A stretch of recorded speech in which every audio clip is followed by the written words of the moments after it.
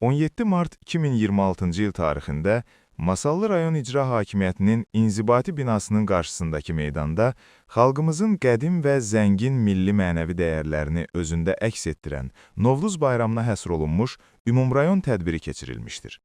Bayram şənliyi rayon İcra Hakimiyyətinin başçısı Araz Əhmədov, hüquq mühafizə orqanlarının rəhbərləri, idarə, müəssisə və təşkilatların nümayəndələri, rayon ziyalıları, ağsaqqallar və Gənclərin İnkişaf və Karyera Mərkəzinin Masallı bölməsinin könüllülərinin iştirakı ilə yüksək əhval-ruhiyyədə baş tutmuşdur.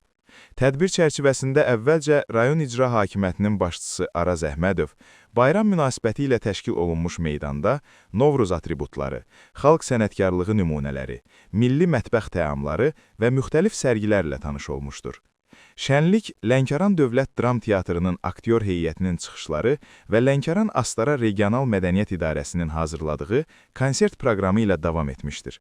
Proqram çərçivəsində Novruzun rəmzləri olan Bahar qızı, Kosa və Keçəl obrazlarının iştirakı ilə maraqlı səhnəciklər təqdim olunmuşdur.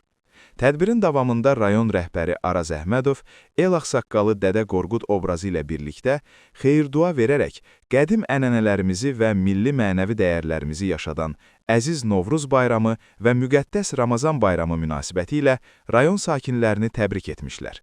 Sonda rayon rəhbəri Araz Əhmədov, el ağsaqqalı Dədə Qorqud obrazı və şəhid övladları ilə birlikdə bayram tonqalını alovlandırdılar.